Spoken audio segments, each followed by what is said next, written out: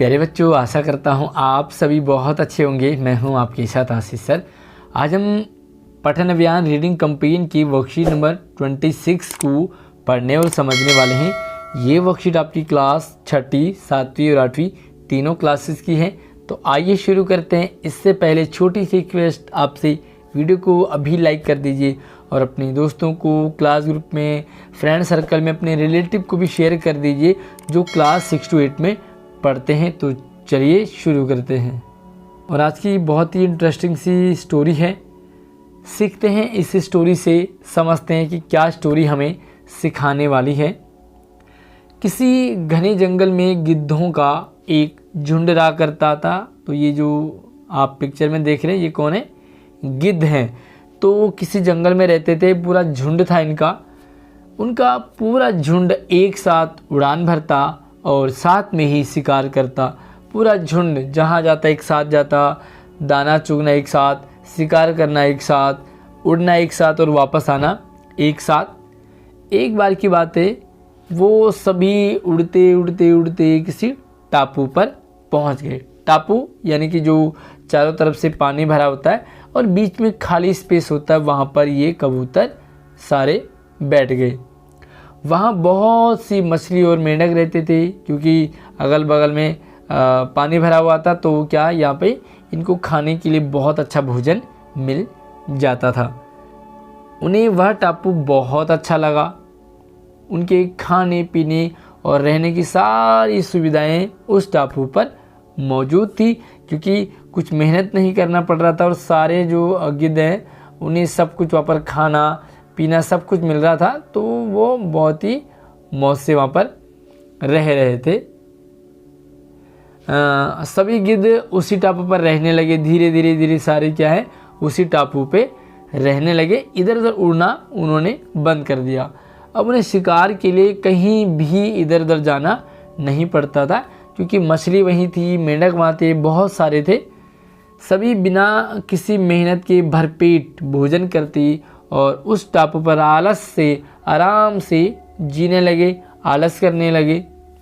उसी झुंड में एक बूढ़ा गिद्ध भी रहता था, जो बहुत ही समझदार था, बहुत ही इंटेलिजेंट था। अपने साथियों की आलस भरी हालत दशा देख कर के उसे चिंता होने लगी। उसने देखा कि भाई हमारे सारे जो फ्रेंड सर्कल हैं वो कहीं उड़ता नहीं है, कहीं जाता नहीं है, बस वहीं लेटे लेटे पड़े पड़े। उन्हें कभी कोई मछली मिल गई, कभी कोई मेंढक मिल गया, तो आराम से वो खा रहे थे। सारे लोग मेहनत नहीं कर रहे थे। वह गिद्धों को कई बार चेतावनी भी देता, समझाने लगता कि मित्रों, हमें फिर भी शिकार के लिए उड़ान भरनी चाहिए, ताकि हम अपनी शिकार करने की कला को और भी मजबूत बनाए रख सके।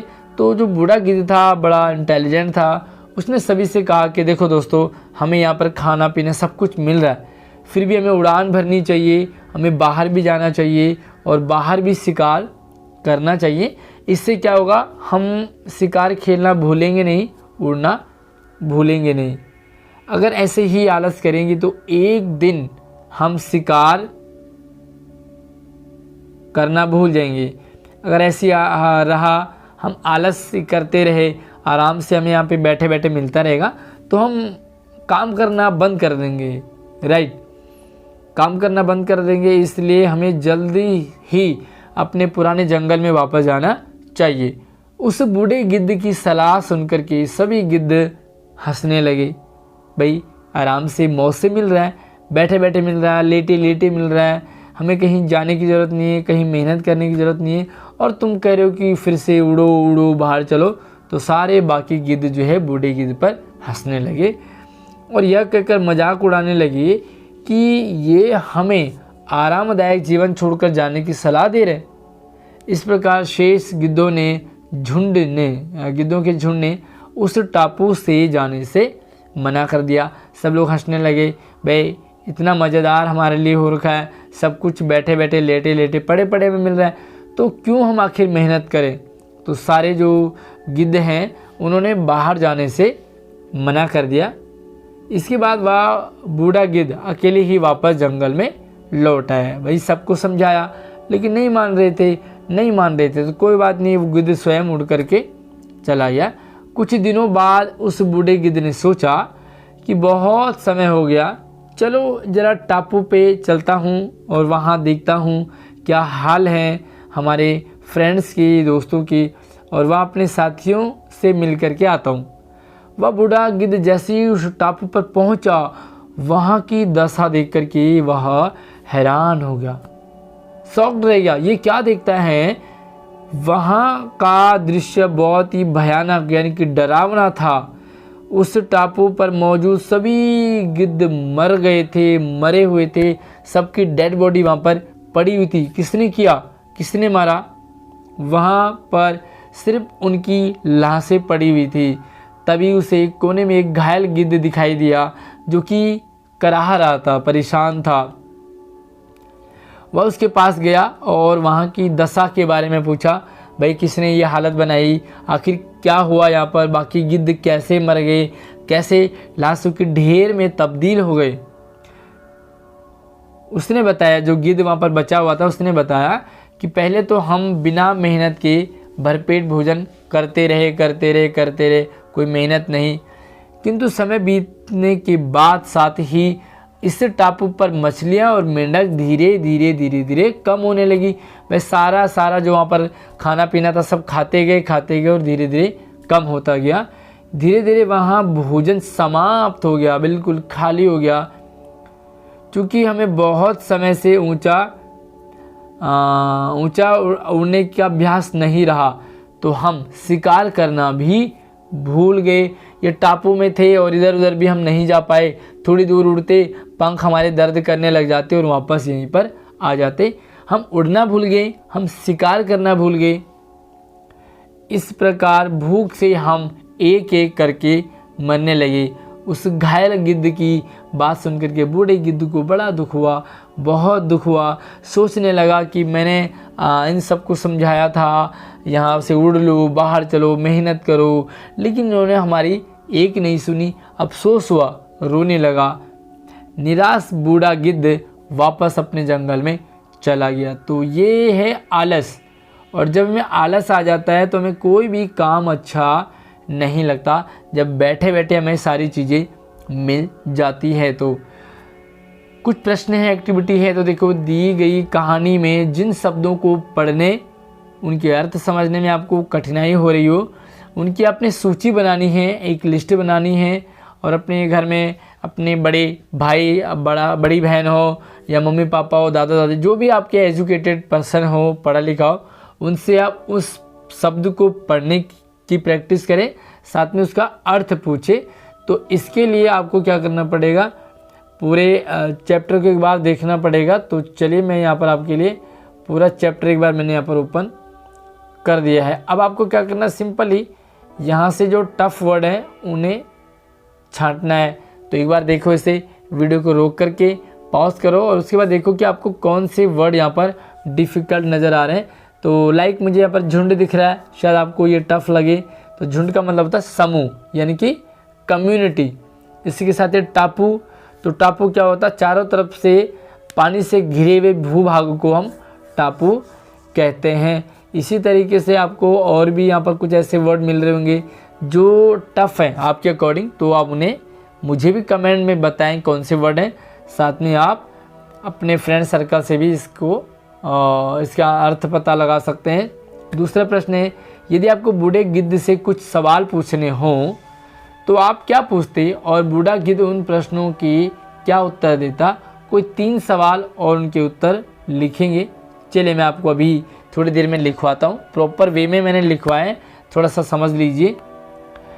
बहुत सारे सवाल पूछता है बूढ़े। पूछ सकते हैं, भाई आप यहाँ आप मेहनत क्यों नहीं करते हैं, या आपने सब लोगों के साथ रहना क्यों पसंद नहीं किया, आप सबको छोड़ करके क्यों चले गए, आपको कैसे लगा कि ऐसा कुछ होने वाला है इसलिए आप सभी गिद्धों को बाहर जाने के लिए कहने लगे। तो बहुत सारे ऐसे सवाल हैं। इसी तरह से तीसरा सवाल है, बूढ़े गिद्ध की किन 3 विशेषताओं के बारे में हमें बताना है। तो बूढ़ा गिद्ध जो गिद्ध था वो क्या था? सबसे पहले तो इंटेलिजेंट, समझदार था। दूसरी बात तो दूरदर्शिता, दूर आज से 5-10 साल बाद क्या होने वाला है, ये सारा एक सिचुएशन उसे पता था। इसी तरह से आप 2-3 और लिखें, मैंने आपके लिए लिखे रखे हैं। और चौथा, इस कहानी को से आपने क्या सीखा, तो अपने शब्दों में आपको कहानी का बताना है, मैसेज क्या है। तो चलिए 2-3 सवालों के आंसर देख लेते हैं। चलिए, तो पहले प्रश्न का आंसर आप देखें कि बूढ़े गिद्ध से हम सवाल पूछेंगे। तो देखो यहाँ पर मैंने आपको 3 सवाल पूछे हैं। पहला है कि आपने अन्य गिद्धों को बहुत अच्छी सलाह दी, फिर भी सबने आपका मजाक बनाया, उस वक्त आपको कैसा महसूस हुआ। भाई अच्छी बात बताई गिद्ध ने, लेकिन बाकी सबने मजाक बनाया, कैसा लगा आपको। तो इसका उत्तर क्या लिया होगा गिद्ध ने, अच्छी बातों को समझने के बजाय मजाक उड़ाना बहुत गलत है, ये शायद बताया होगा गिद्ध ने। मुझे भी गलत लगा, लेकिन जिसका जो काम हो वह उसको अक्सर कर ही देते हैं। मेरा काम था सबों को सजेशन कर देना, यानी कि सुझाव देना, सबको अलर्ट करना, बट बाकी मजाक उड़ा रहे थे तो उनका काम उनके ऊपर छोड़ दिया। दूसरा सवाल है, सभी गिद्ध उसी टापू में रहे, फिर भी आप गिद्धों को छोड़ कर के क्यों चले गए। भाई आपको भी वहीं रहना चाहिए। तो यहाँ पर इसका आंसर है कि क्योंकि मुझे आलस और आलसियों से दूर रहना ही पसंद है। तो रहना ही, यहाँ पर रहना लिखेंगे। उसके बाद देखो तीसरा है, क्या आपको आराम से बैठकर खाना अच्छा नहीं लगता। भाई सारे बाकी गिद्ध जो है आराम से बैठकर खा रहे थे, आपको अच्छा नहीं लगता। तो इसका जवाब क्या दिया होगा गिद्ध ने, नहीं, मुझे सिर्फ मेहनत का खाने में अच्छा लगता है, क्योंकि आराम हराम है। तो यह आराम करना सही बात नहीं है, इसलिए मेहनत आप करते जाइए। अगला प्रश्न है, और बूढ़े गिद्ध की 3 विशेषताएं आपको बतानी है। तो यहाँ पर देखो विशेषताएं हैं। पहला, बूढ़ा गिद्ध दूरदर्शी था, दूर की बातें ताड़ लेता, इसलिए उसे भविष्य में गिद्धों पर मुसीबत का एहसास पहले ही हो गया था। दूसरा है, गिद्ध भाई परिश्रमी था, मेहनती था। और तीसरा, बूढ़े गिद्ध को अपने दोस्तों की भी चिंता थी। इसके अलावा आपको बूढ़े गिद्ध में कौन सी क्वालिटी, कौन सी विशेषताएं देखने को मिली। बहुत सारी क्वालिटीज़ हैं, तो एक मुझे कमेंट में बताएं जो आपको बहुत अच्छा लगा होगा। और देखो भाई सिंपल सा सवाल है, कहानी से सीख क्या मिली आपको। तो देखते हैं यहाँ पर, हमें अपना आलस त्याग कर मेहनत से खाना चाहिए, पहली बात। मेहनत का फल बहुत मीठा होता है, दूसरी बात।